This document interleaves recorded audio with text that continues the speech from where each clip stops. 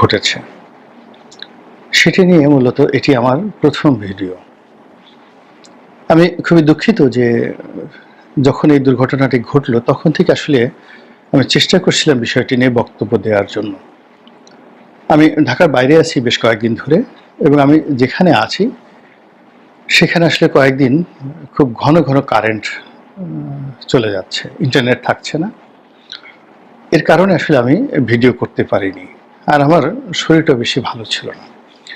ফলে মাইলস্টোন কলেজের যে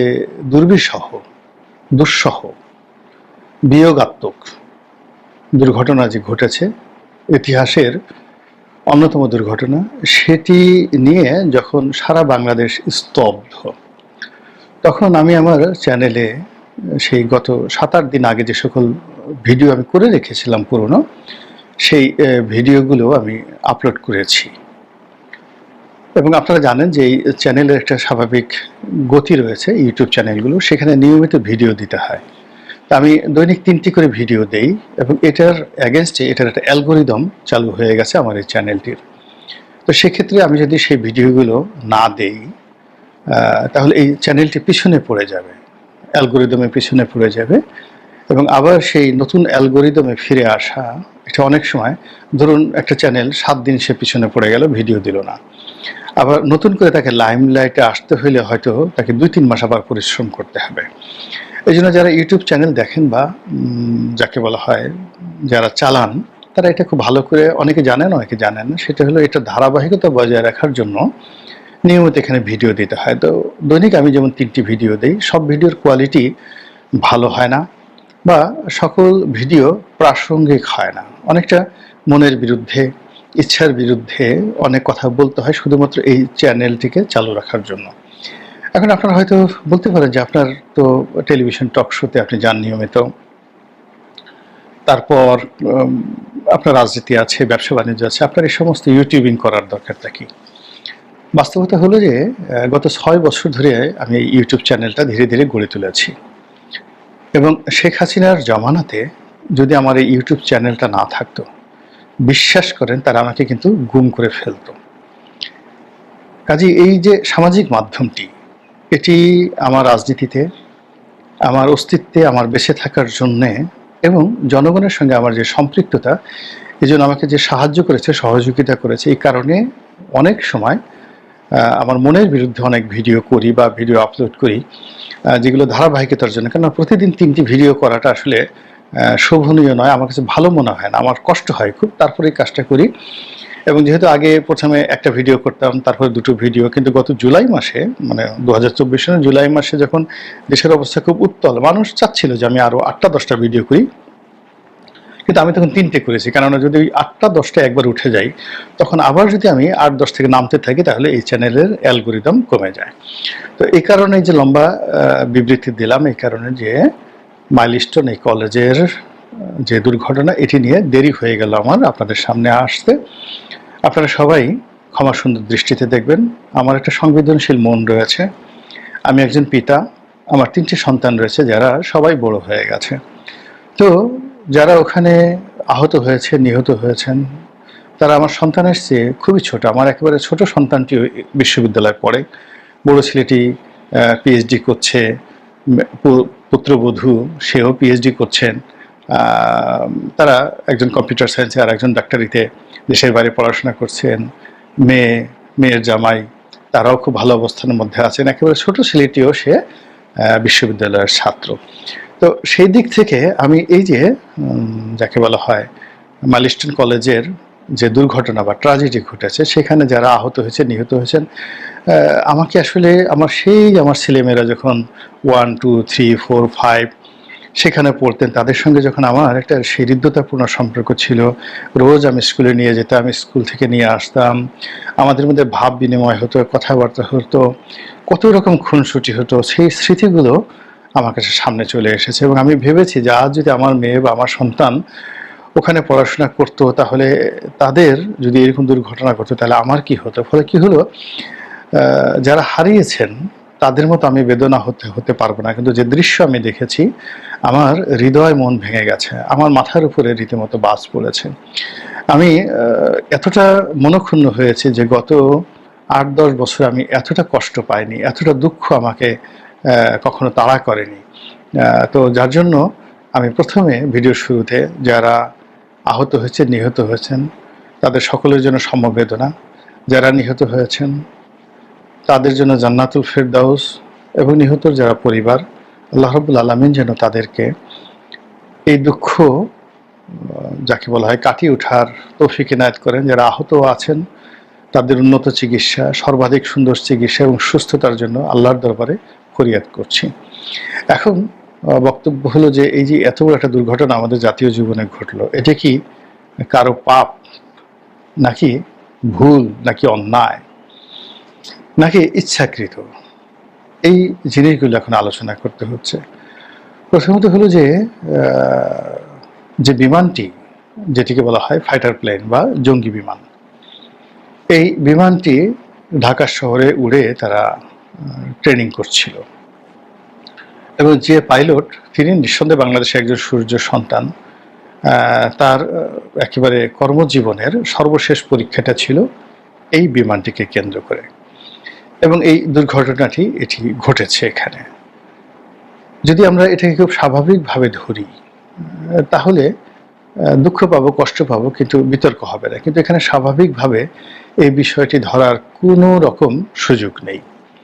মনে হচ্ছে এই ঘটনার সাথে আন্তর্জাতিক চক্রান্ত রয়েছে, মনে হচ্ছে এই ঘটনার সঙ্গে আমাদের দেশীয় বিভিন্ন সংস্থার যারা দুর্নীতিবাজ কর্মকর্তা রয়েছেন তাদের দুর্নীতি রয়েছে। মনে হচ্ছে যে এই ঘটনার সঙ্গে অনেক অদক্ষ যারা লোকজন রয়েছে তাদের অদক্ষতা কাজ করছে। মনে হচ্ছে এই ঘটনার সঙ্গে অনেক যাকে বলা হয় অযোগ্য অথর্ব লোকের যে উল্লম্ফন সেটা রয়েছে। একে একে সেই জিনিসগুলো বলছি, নিচের থেকে শুরু করি। প্রথমত স্কুল অ্যান্ড কলেজ যে জায়গাটিতে প্রতিষ্ঠিত হয়েছে, এখন সিভিল এভিয়েশনের অনুমতি, তারপরে বিমান বাহিনীর অনুমতি ছাড়া ওই এলাকাতে এরকম একটি স্থাপনা করা যায় কিনা এটি আমি জানি না। যদি সেখানে ফাইটার প্লেনগুলো নিয়মিত উড়ার বিধান থাকে তাহলে তো অবশ্যই সিভিল এভিয়েশন এবং বিমান বাহিনী কর্তৃপক্ষের একটা অনুমোদন ওখানে লাগবেই। তো সেটা কিভাবে করা হয়েছে আমার জানা নেই। দ্বিতীয়ত, এরকম একটা দুর্ঘটনা যদি ঘটে, বিশেষ করে যখন অগ্নিকাণ্ডের মতো ঘটনা ঘটে, সেখানে মাইলস্টোনের মতো একটা আধুনিক শিক্ষা প্রতিষ্ঠানে প্রায় সকলেরই এই ধরনের নিয়মিত ট্রেনিং, ফায়ার ফাইটিং ট্রেনিং এটি দিতে হয়। যে কোনো কারণে অগ্নিকাণ্ড ঘটতে পারত, এখন ওখানে যে ঘটনাটি ঘটছে সেটা অন্যভাবেও ঘটতে পারত। তো যেটা আমরা দেখলাম যে এরকম একটা পরিবেশ পরিস্থিতি মোকাবেলা করার জন্য ওখানে করে যারা ছাত্র শিক্ষক তাদের কোনো রকম মানসিক প্রস্তুতি ছিল না, এবং তারা সবাই দিশেহারা হয়ে পড়েছে। এটা আধুনিক যুগে একেবারে অসম্ভব।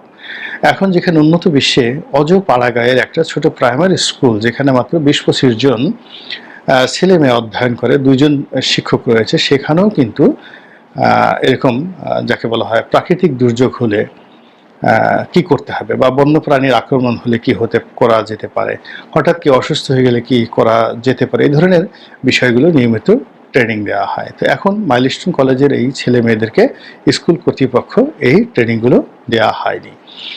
দ্বিতীয়ত হলো যে তাদের এরকম একটা আধুনিক স্কুল অ্যান্ড কলেজ, সেখানে তাদের যে আইডি কার্ড রয়েছে সেখানে তাদের ব্লাড গ্রুপটা খুবই জরুরি ছিল দেওয়া, যেটা দেওয়া হয়নি। ব্লাড গ্রুপটা নিয়মিত দেওয়া হয়নি। তাদের অ্যাটেন্ডেন্সের যে সিস্টেম থেকে শুরু করে অন্য যে বিষয়গুলো রয়েছে সেগুলোতে আমি দেখলাম যে যথেষ্ট গাফিলতি রয়েছে। এবং এখানে তাদের অনেকগুলো বাস রয়েছে, গাড়ি রয়েছে ছেলে মেয়েদের আনা নেওয়ার জন্য, কিন্তু তাদের ওরকম পর্যাপ্ত অ্যাম্বুলেন্স বা মেডিকেল সেবা তার কোনো নজির কিন্তু আমরা দেখিনি। ফলে এখানে যে হতাহতের যে ঘটনা, সেই ঘটনায় যদি তাদের পূর্ব প্রস্তুতি থাকতো তাহলে ঘটনা আরও কম হতো। দ্বিতীয়, যদি আমরা বিমান বাহিনীর ক্ষেত্রে আসি, আমরা জানি যে বিমান বাহিনী যে আগের, এখন নয়, ঠিক আগে একজন বিমান বাহিনী প্রধান ছিলেন আপাদ মস্তক দুর্নীতিবাজ। তো সেই দুর্নীতিবাজ লোকটি আমেরিকাতে একবার নিষিদ্ধ হয়েছিলেন, খবর এসেছে। কানাডাতে ঢুকতে পারছেন না, তার ব্যাংক ফ্রিজ করা হয়েছে, তার ছেলেমেয়ে ওখানে আছে, নানা রকম কীর্তি কাহিনী। এখন এই যে বিমান বাহিনীকে কেন্দ্র করে বিমান বাহিনী প্রধানের বিরুদ্ধে যে অভিযোগ এসেছে, এর একটা চ্যানেল রয়েছে, এর একটা সিন্ডিকেট রয়েছে দুর্নীতির, এবং সেই দুর্নীতিটা এখনও চলমান। এর কারণ হলো গত 11 মাসে কোনো একটা ডিপার্টমেন্টে শেখ হাসিনা জমানার যে অনিয়ম দুর্নীতি, এটা কমে নাই, বরং ক্ষেত্র বিশেষে অনেক অনেক বেড়ে গিয়েছে। তো সেই ক্ষেত্রে এই যে বিমানটি, এটি যারা কিনেছিল, এটা প্রাথমিক দুর্নীতি। দ্বিতীয়ত হলো এটা মেনটেন্যান্স থেকে শুরু করে এটা ট্রেনিং যা কিছু আছে, তার সঙ্গেও বিশাল একটা দুর্নীতি জড়িত থাকতে পারে। তো এই বিষয়গুলো নিয়ে আমাদের চিন্তা করতে হবে, যেগুলোকে এই দুর্নীতিকে আপনি রীতিমতো পাপ হিসাবে আখ্যায়িত করতে পারেন। থার্ডলি হলো যে এই ঘটনাটি ঘটার পর বিমান বাহিনীর যে ইমিডিয়েট রেসপন্ড দরকার ছিল, সেনাবাহিনীর যে ইমিডিয়েট রেসপন্ড দরকার ছিল, আইনশৃঙ্খলা রক্ষাকারী বাহিনী থেকে শুরু করে সরকারের যে ইমিডিয়েট রেসপন্ড দরকার ছিল, সেই রেসপন্ডটা আসেনি। ফলে সারা দেশের মানুষ আহত, ব্যথিত। এবং আমার কাছে মনে হচ্ছে কেবলমাত্র ঢাকা বার্ন ইনস্টিটিউট, যেটি শেখ হাসিনার জমানাতে প্রতিষ্ঠিত হয়েছিল, ওই সময়টিতে যখন আন্দোলনের নামে জ্বালাও পোড়াও খুব তীব্র আকার ধারণ করলো এবং প্রচুর মানুষ অগ্নিদগ্ধ হতে শুরু করলো, হাজার হাজার মানুষ অগ্নিদগ্ধ, এদেরকে চিকিৎসা দেওয়ার জন্য সেই যে সাবেক ফ্যাসিস্ট সরকার শেখ হাসিনা, তিনি এই তার নিজের নামে শেখ হাসিনা বার্ন ইনস্টিটিউট নামে একটা এশিয়ার বৃহত্তম হতে পারে অথবা খুব নাম করা এত বড় ইনস্টিটিউট এশিয়াতে আছে বলে আমার জানা নেই। তো এটা তিনি করে দিয়ে গিয়েছিলেন।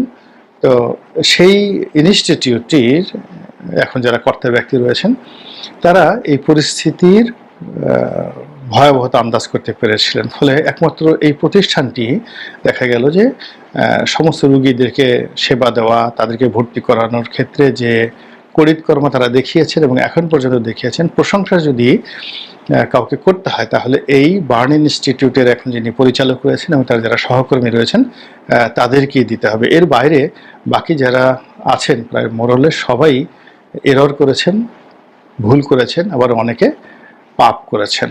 সবচেয়ে ভয়াবহ যে বিষয়টি হলো, এই ঘটনার সঙ্গে কোনো আন্তর্জাতিক চক্রান্ত রয়েছে কিনা। সেটা পশ্চিমাদের হতে পারে, সেটা ভারতের হতে পারে, পাকিস্তানের হতে পারে, বাংলাদেশকে অস্থিতিশীল করার জন্য এমনকি অন্য কোনো রাষ্ট্রেরও হতে পারে। এর কারণ হলো এর সাথে অনেক কিছু জড়িত। যে বিমানটি দুর্ঘটনা কবলিত হলো, এই বিমানটি কোন দেশের তৈরি, এই বিমানকে যাকে বলা হয় আন্তর্জাতিক বাজারে এটিকে একটি ত্রুটিযুক্ত বিমান হিসেবে আখ্যায়িত করার জন্য এই ঘটনা ঘটানো হতে পারে। এবং আপনারা জানেন যে এই বিমানটি, যতটুকু আমি শুনেছি, এটি চীনের তৈরি একটি বিমান এবং এটার যে টেকনোলজিটা সেটা হলো রাশিয়ার তৈরি যে MiG-29 যুদ্ধ বিমান রয়েছে, যেটিকে আমেরিকার যে F সিরিজের বিমান, F-16, F-35 যেগুলো আছে, তো এই সমপর্যায়ের বিমান হলো রাশিয়ার মিগ সিরিজের বিমান। আর রাশিয়ার সেই মিগ সিরিজের বিমানটি আবার চায়নারা তৈরি করেছে, এই এখন আমরা যেটা এখানে হারালাম যে বিমানটি। তো চাইনিজ বিমানের এখন খুব জয় জয়কার, যেমন তুরস্কের ড্রোন, তারপর শেষে ইরানের ক্ষেপণাস্ত্র এই মুহূর্তে পৃথিবী কাঁপাচ্ছে। তো সেক্ষেত্রে যুদ্ধ বিমানের ক্ষেত্রে একটা নতুন দিগন্ত উন্মোচন হয়েছে চায়নার যুদ্ধ বিমানের ক্ষেত্রে। এই কারণ হলো বিগত যে ভারত পাকিস্তান যুদ্ধ, সেই যুদ্ধে যে ডগ ফাইট, সেই ডগ ফাইটে চাইনিজ বিমানগুলো নিয়ে, যুদ্ধ বিমানগুলো নিয়ে পাকিস্তানের বিমান বাহিনী যে পারঙ্গমতা দেখিয়েছে, যে দক্ষতা দেখিয়েছে, এটি সারা বিশ্বকে অবাক করে দিয়েছে। এবং সেখানে রাফায়েলের মতো বিমান বা F-16 মতো বিমান বা F-35 মতো বিমান, সেগুলোকে টেক্কা দিয়ে চাইনিজ বিমানের বলতে গেলে জয় জয়কার আমরা দেখেছি। ফলে কি হলো, আন্তর্জাতিক অঙ্গনে চাইনিজ বিমানকে যারা সুযোগ দিতে চাচ্ছে না, তাদের এই চক্রান্তটা হতে পারে। এর বাইরে যেটা হতে পারে সেটা হলো পশ্চিমারা এই বাংলাদেশে এখন অনেক কিছু নিয়ে খেলাধুলা করছে, এবং যারা, আপনি চিন্তা করেন, একজন বিন লাদেনকে মারার জন্য এই একটা 9/11 ঘটাতে পারে এবং তাদের গর্বের ধন টুইন টাওয়ার, সেই টুইন টাওয়ার নিজেরা আক্রমণ করে মাটির সঙ্গে ভ্যানিশ করে দিয়ে স্পট, মানে বলতে গেলে প্রায় 1,500 লোক সঙ্গে সঙ্গে তারা মেরে ফেলতে পারে তাদের নিজের দেশের জনগণ। তো তারা পারে না এমন কোনো কর্ম নেই, এবং এটা আমরা আরো বেশি সন্দেহ করছি যে এই দুর্ঘটনা ঘটার একদিন বা 2 দিন আগে দুটো ইন্টারনেট পোর্টাল থেকে এবং ভেরিফাইড ফেসবুক পেজ থেকে সম্ভবত এই জিনিসগুলো চালানো হয় আফ্রিকা থেকে। কেউ আবার বলছে এটা একটা অংশ আফ্রিকাতে আছে ওই পেজ দ্বারা চালায়, আর একটি যেটা রয়েছে আমেরিকার হাওয়াই দ্বীপপুঞ্জ। তো হোয়াট এভার ম্যাম, এই হাওয়াই দ্বীপপুঞ্জ হোক আর আফ্রিকাতে হোক, ডাজ নট ম্যাটার, কিন্তু একটা ভেরিফাইড ফেসবুক পেজ থেকে স্পষ্টভাবে বলা হয়েছে যে একটি শিক্ষা প্রতিষ্ঠানে, শিশুদের একটি শিক্ষা প্রতিষ্ঠানে এই দুর্ঘটনা ঘটবে, এবং তার একদিন পরে এরকম একটি ঘটনা যখন ঘটে যায় তখন এটা নিয়ে ঠাট্টা মস্করা করার, এটা নিয়ে ঘুমিয়ে থাকার কোনো রিজন নেই, এবং সেই ঘটনাটাই কিন্তু বাংলাদেশে ঘটেছে। এবং এই পুরো ঘটনা যারা তদারক করবেন, মনিটরিং করবেন, সেটা আমাদের গোয়েন্দা সংস্থা কিংবা আমাদের রাষ্ট্রীয় সংস্থা, যারা এই ঘটনাকে যাকে বলে প্রতিহত করে দেওয়ার মতো তদারককারী সংস্থা রয়েছে, বাংলাদেশের সিভিল এভিয়েশন রয়েছে। এই কারণ হলো এই যে বিমানটা যখন উড্ডয়ন করেছে সেখানে তো সিভিল এভিয়েশনের গ্রিন সিগন্যাল ছাড়া তারা এই কাজটি করতে পারেনি। তো সমস্ত কাজের মধ্যেই আমার কাছে মনে হচ্ছে অসামঞ্জস্যতা রয়েছে, অদক্ষতা রয়েছে, ক্ষেত্র বিশেষে চক্রান্ত থাকতে পারে, পাপ থাকতে পারে, গুনাহ থাকতে পারে, দুর্নীতি থাকতে পারে, এবং তার ফলে কি হলো বাংলাদেশের এই দুঃসময় যেটা বাংলাদেশ নিতে পারছে না।